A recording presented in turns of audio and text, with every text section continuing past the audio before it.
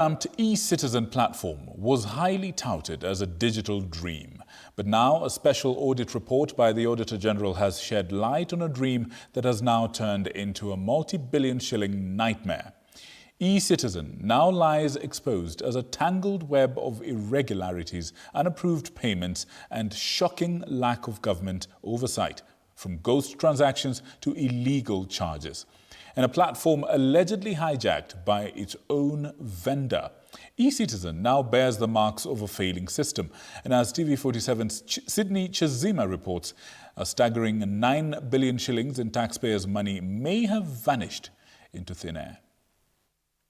What was meant to be a routine National Assembly Committee meeting took a turn after a special audit report on the eCitizen platform by the Office of the Auditor General was presented. The 62-page document presented by the Deputy Auditor General, Isaac Nganga, revealed serious weaknesses in the eCitizen platform. The members of the Public Accounts Committee were shocked by what appeared to be a massive theft of public funds through a platform once marketed as secure. This audit report is so serious.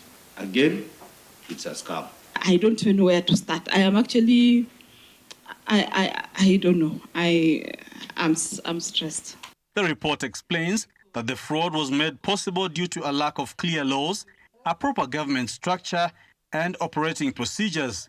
The platform was under the Ministry of Interior and the National Treasury, but no oversight body was set up to monitor their activities. The government digital payment platform lacks a legal framework to govern and manage its operation. Without a legal framework, the payment platform faces risks of non-compliance leading to potential legal disputes and underpinning public trust. This lack of rules and guidelines allowed for questionable payments. The report says that because there were no agreements between the government and banks handling payments, a staggering Kenya shillings 7.05 billion collected in the 2023-2024 financial year could not be distributed to the right government agencies. As a result, the funds held in the collection and settlement account as reflected in the eCitizen accountability statement for financial year ended 30th June 2024 amounted to 7 billion. The financial service providers may be utilizing the funds at the expense of service delivery by MDAs. In the same year, the report shows that 2.57 billion shillings was paid out through the PesaFlow system without any invoices to support those payments. According to the accountability statement, the unaccounted receipts were due to partial payments, erroneous payments, and duplicate payments. Given that these receipts could not be traced to invoices, there was no service rendered, and therefore, these do not qualify as government revenue. Instead, these receipts should be refundable to the payees. This further indicates a lack of revenue traceability and accountability, which can lead to misappropriation, fraud, or revenue leakages. One of the biggest changes introduced by President Ruto was the use of a single government paybill number 22222. But even here, the Auditor General found issues.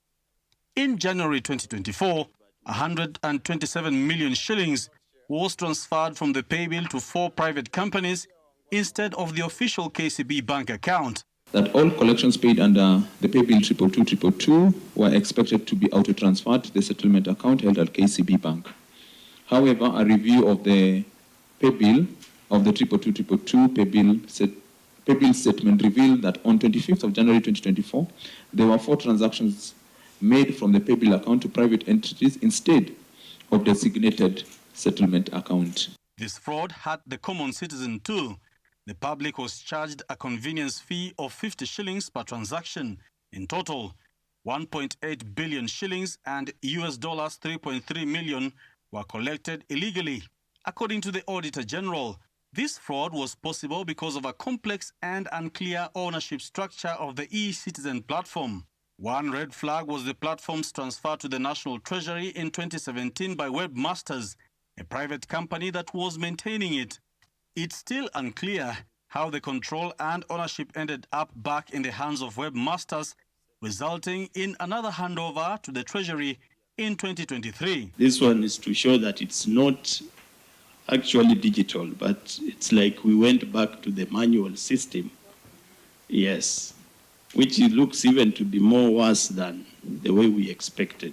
Even after that 2023 transfer, the government still didn't gain full control of eCitizen and continued to depend on the private company.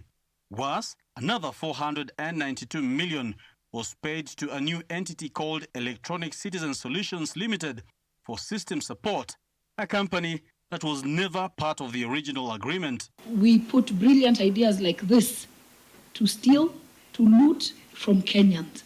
And mostly that is what happens in our country, Chairman. So I'll be very keen to go again, read this and interrogate before Treasury comes before this committee, and look forward that the observations that the Auditor General has made, and I'm sure we'll also add some recommendations as a committee. The Auditor General is now urging the government to review the entire eCitizen system, calling for a proper legal framework, implementation of standard procedures, and a complete review of unaccounted payments.